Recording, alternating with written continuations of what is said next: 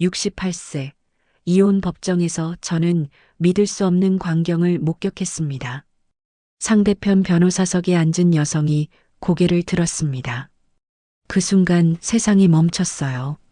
40년 전 헤어진 제 첫사랑, 이선주가 거기 있었습니다. 저희 부부는 서로 사랑하지 않은 채 40년을 살았습니다. 아내 미경의 충격적인 고백이 법정을 뒤흔들었습니다. 미경에게도 다른 사람이 있었다고요? 40년 동안 전혀 몰랐던 진실이었습니다. 영호 씨 편에 설 수 없어요. 저는 프로예요. 선주는 차갑게 말했지만 그녀의 눈빛은 예전과 같았습니다. 황혼 이혼, 첫사랑과의 재회, 그리고 40년 만에 밝혀진 충격적 진실. 과연 저와 선주는 다시 사랑할 수 있을까요? 이제 제 이야기를 들려드리겠습니다. 68년을 살아오면서 이렇게 떨려본 적이 없었습니다. 법률사무소 앞에 서서 문패를 바라보니 가슴이 두근거렸어요. 김앤파트너스 법률사무소. 별것 아닌 간판인데 왜 이렇게 무겁게 느껴지는지 모르겠더라고요. 박영호 선생님이시죠? 젊은 변호사가 저를 맞았습니다. 김준호 변호사였어요. 이혼 전문이라고 소개받았던 사람이었습니다. 네, 안녕하세요. 상담실에 앉으니 현실감이 밀려왔습니다. 정말 이혼을 하려고 하는구나. 68세의 말이에요. 황혼 이혼이 요즘 늘고 있긴 합니다만 정말 신중하게 생각하셔야 해요. 재산 분할 문제도 있고 주변 시선도 만만치 않거든요. 김 변호사의 말이 귓가를 스쳐 지나갔습니다. 제 머릿속엔 어젯밤 미경과 나눈 대화가 맴돌았어요. 당신 요즘 표정이 이상해요. 뭔가 골치 아픈 일이라도 있나요? 아니에요. 그냥 피곤할 뿐이에요. 40년을 같이 살았는데 모르겠어요? 당신이 뭔 생각하는지 다 보여요. 미경의 차가운 목소리가 생각났습니다. 언제부터 우리는 이렇게 냉랭해진 걸까요? 아침마다 마주보고 앉아있지만 대화는 없었어요. 저녁에 집에 들어가도 각자 방에서 시간을 보냈습니다. 같은 집에 살고 있지만 완전히 다른 세상의 사람들 같았어요. 선생님, 혹시 들으시고 계신가요? 김 변호사의 목소리에 정신을 차렸습니다. 죄송합니다. 다시 한번 말씀해 주세요. 상대방도 변호사를 선임할 텐데 각오는 되셨나요? 이혼 소송이 쉽지 않거든요. 저는 깊게 숨을 들이쉬었습니다. 변호사님, 저는 그냥 자유로워지고 싶습니다. 남은 인생이라도 제가 원하는 대로 살고 싶어요. 알겠습니다. 그럼 절차를 시작하겠습니다. 법률사무소를 나오는 길에 핸드폰이 울렸습니다. 딸 수진이었어요. 아빠, 오늘 시간 되세요? 집에 좀 들를게요. 무슨 일이야? 그냥요. 오랜만에 아빠 얼굴 좀 보려고요. 수진의 목소리에서 뭔가 심상치 않은 기운이 느껴졌습니다. 혹시 미경이 뭔가 말했나 싶었어요. 집에 도착하니 수진이 이미 와 있었습니다. 거실 소파에 앉아 심각한 표정으로 저를 기다리고 있었어요. 아빠 앉으세요. 왜 그렇게 심각해? 아빠가 엄마랑 이혼하려고 한다면서요? 역시나였습니다. 미경이 먼저 수진에게 말했구나 싶었어요. 수진아, 아빠 말 좀 들어봐. 아빠, 정신 차리세요. 이 나이에 무슨 이혼이에요? 주변에서 뭐라고 하겠어요? 수진의 목소리가 점점 높아졌습니다. 사람들 입에 오르내리는 것도 부끄럽고 엄마는 어떻게 되는데요? 엄마도 불쌍하잖아요. 수진아, 아빠도 사람이야. 남은 인생이라도 행복하게 살고 싶다. 그럼 지금까지는 불행하게 사신 거예요? 우리 가족이 그렇게 불행했어요? 할 말을 찾지 못하고 있는데 수진이 계속 말했습니다. 아빠, 제발 다시 생각해 보세요. 이건 너무 이기적이에요. 이기적이라는 말에 가슴이 아팠습니다. 정말 제가 이기적인 걸까요? 40년 동안 성실하게 살아왔는데 남은 인생마저 남을 위해 살아야 하는 걸까요? 이미 결정한 일이야. 아빠가 이렇게 고집스러운 분인 줄 몰랐어요. 수진이 화가 나서 집을 나갔습니다. 혼자 남은 거실에서 저는 오래 앉아 있었어요. 정말 제가 잘못된 선택을 하고 있는 건 아닐까요? 하지만 더 이상 이렇게 살 수는 없었습니다. 가면을 쓰고 살기에는 남은 시간이 너무 소중했어요. 첫 조정날이 다가왔습니다. 가정법원에 들어서는 순간부터 심장이 뛰었어요. 복도를 걸어가면서 구두 소리만 울려 퍼졌습니다. 이런 곳에 와본 적이 없어서 모든 게 낯설었어요. 조정실 앞에 도착했습니다. 문이 열려 있었고 안쪽이 보였어요. 상대편 변호사석에 누군가 앉아 서류를 정리하고 있었습니다. 뒷모습만 보였는데 왠지 익숙한 느낌이었어요. 그때 그 사람이 고개를 들었습니다. 세상이 멈췄습니다. 시간이 정지한 것 같았어요. 제 눈을 의심했습니다. 선주였습니다. 이선주 말이에요. 40년 전 헤어진 제 첫사랑이 거기 앉아 있었습니다. 세월이 흘렸지만 여전히 아름다웠어요. 예전보다 성숙해 보였고 품이 있어 보였습니다. 머리가 하얗게 생 것만 빼면 예전 모습 그대로였어요. 선주도 저를 봤습니다. 그녀의 눈이 커졌어요. 입술이 살짝 벌어졌습니다. 분명히 저를 알아봤어요. 양측 모두 자리에 앉아주세요. 조정위원의 목소리가 들렸지만 멍한 상태였습니다. 다리에 힘이 빠져서 겨우 의자에 앉았어요. 선주도 마찬가지로 당황한 기색이 역력했습니다. 이번 사건은 박영호 씨와 김미경 씨의 이혼 조정건입니다. 조정위원의 말이 귓가를 맴돌았습니다.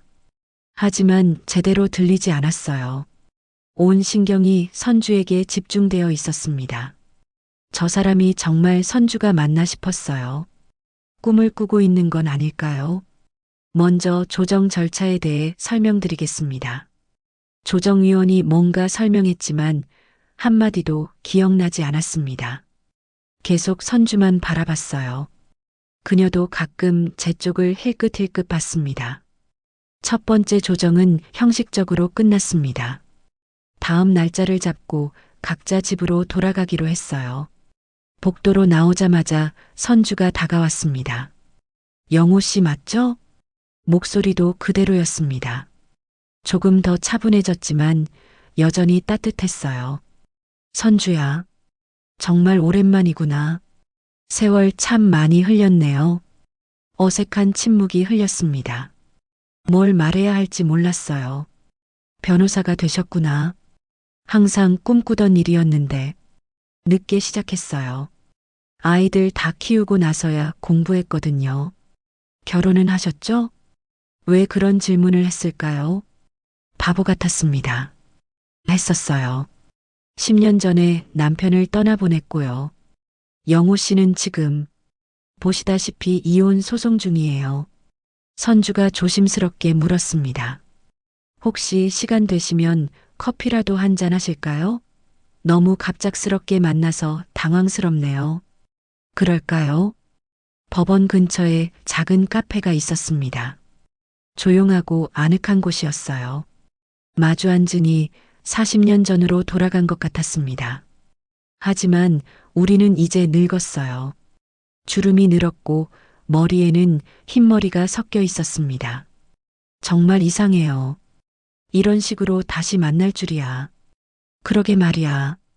40년이나 지났는데 이렇게 만나다니. 그때 영호 씨가 마지막으로 한 말 기억해요? 언젠가 꼭 다시 만나자고 했었잖아요. 기억났습니다. 헤어지던 그날 밤 저는 선주에게 그렇게 말했어요. 하지만 이런 상황에서 만날 줄은 몰랐습니다. 기억해요. 하지만 이런 상황에서 만날 줄은 몰랐지. 저는 영호 씨 편에 설 수 없어요. 의뢰인이 있으니까요. 알고 있어요. 일은 일이고 우리는 우리죠. 선주가 커피를 한 모금 마시고 창밖을 바라봤습니다. 영호 씨는 행복했나요? 결혼 생활이 대답하기 어려운 질문이었습니다. 행복했나요? 글쎄, 뭐가 행복인지도 잘 모르겠어요. 행복의 기준이 뭔지 잘 모르겠어요. 그냥 살았다는 표현이 맞는 것 같아요. 저도 그래요. 남편과 살 때도 늘 뭔가 부족한 느낌이었어요. 우리는 한동안 말없이 앉아 있었습니다. 40년의 세월이 한순간에 사라진 것 같았어요. 하지만 동시에 40년의 무게도 느껴졌습니다. 집에 돌아오니 미경이 거실에서 기다리고 있었습니다. 평소보다 일찍 들어왔는데도 이미 집에 와 있었어요. 뭔가 심상치 않았습니다. 오늘 어떻게 됐어요? 뭐가요? 조정 말이에요. 상대편 변호사는 어떤 사람이던가요? 순간 당황했습니다. 어떻게 대답해야 할까요? 선주 이야기를 할 수는 없었어요. 그냥 일 잘할 것 같은 변호사였어요. 그래요? 남자예요? 여자예요? 여자 변호사였어요. 미경이 제 얼굴을 자세히 바라봤습니다. 뭔가 눈치챈 것 같았어요. 당신 표정이 이상해요. 뭔가 숨기는 게 있죠? 무슨 말씀이세요? 40년을 같이 산 사이인데 모르겠어요? 당신 눈빛이 다르다고요. 더 이상 대답할 수 없어서 방으로 들어갔습니다. 침대에 누워서 천장을 바라봤어요. 정말 이상한 운명이었습니다. 하필 선주가 상대편 변호사라니요. 며칠 후 두 번째 조정이 있었습니다. 이번에는 더 구체적인 이야기가 나왔어요. 의뢰인 김미경 씨는 40년간 가정에 전념했습니다. 적절한 재산 분할과 위자료를 요구합니다. 선주가 변호사답게 단호하게 말했습니다. 법정에서의 그녀는 예전과 달랐어요. 냉철하고 프로페셔널했습니다. 하지만 상대방도 교사 출신으로 연금이 있고 일방적으로 잘못한 것도 아닙니다. 제 변호사가 반박했습니다.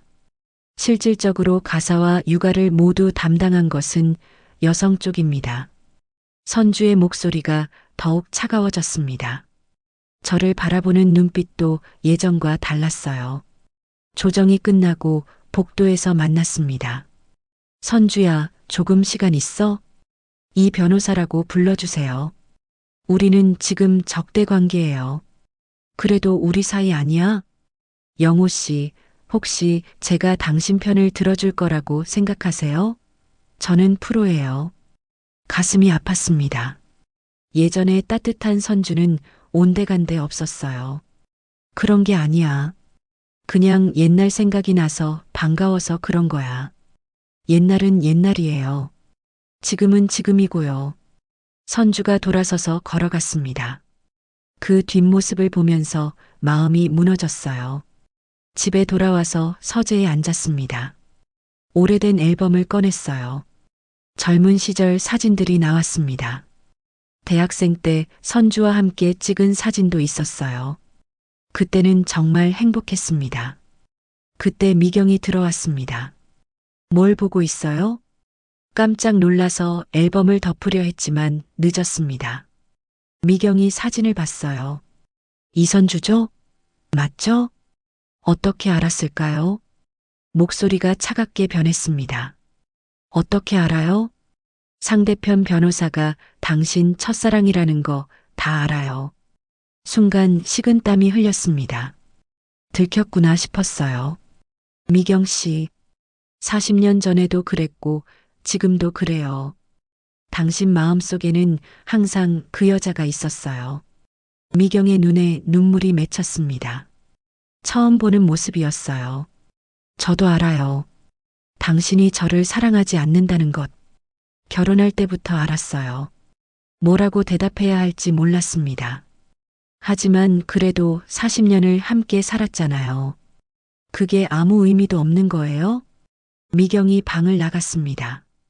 혼자 남은 서재에서 저는 오랫동안 앉아 있었어요. 정말 복잡했습니다. 선주를 다시 만나서 기뻤지만 동시에 미경에게 미안했어요. 그리고 선주의 차가운 태도가 마음을 아프게 했습니다. 세 번째 조정 날이었습니다. 이번에는 분위기가 달랐어요. 미경이 직접 나왔습니다. 평소와 달리 단정하게 차려입었지만 표정이 어두웠어요. 오늘은 양측 당사자가 직접 대화하는 시간을 갖겠습니다. 조정위원이 말했습니다. 미경이 먼저 입을 열었어요. 저희 부부는 서로 사랑하지 않은 채 40년을 살았습니다. 갑작스러운 고백에 조정실이 조용해졌습니다. 선주도 놀란 표정이었어요. 무슨 말씀이신지요? 조정위원이 물었습니다. 남편에게는 첫사랑이 있었어요. 저에게도 다른 사람이 있었고요. 우리는 그저 외로움을 달래기 위해 결혼했을 뿐입니다. 정말 충격적인 말이었습니다. 미경에게 다른 사람이 있었다고요? 미경 씨, 갑자기 왜 이런 말을? 이제라도 진실을 말하고 싶어서요. 미경이 저를 바라봤습니다. 영호 씨, 당신 첫사랑이 저쪽 변호사 맞죠? 이선주 변호사. 선주가 더욱 놀란 표정으로 저를 바라봤어요. 40년 전 당신이 그 사람과 헤어진 후에 저와 결혼했잖아요. 하지만 전 알고 있었어요. 당신이 날 사랑하지 않는다는 걸. 그럼 왜? 저도 마찬가지였거든요. 제가 사랑했던 사람은 이미 다른 사람과 결혼한 상태였어요. 유부남이었죠. 이런 얘기를 처음 들었습니다. 40년 동안 모르고 살았어요. 그 사람은 회사 상사였어요. 10살 위였고 가정이 있었지만 저는 그분을 사랑했어요. 하지만 분류는 할 수 없었어요. 미경의 고백이 계속됐습니다. 서로 상처받은 채로 만났으니까 서로를 치료해 줄 수 있을 거라고 생각했어요. 하지만 틀렸어요. 40년 동안 우리는 각자 다른 사람을 그리워하며 살았어요.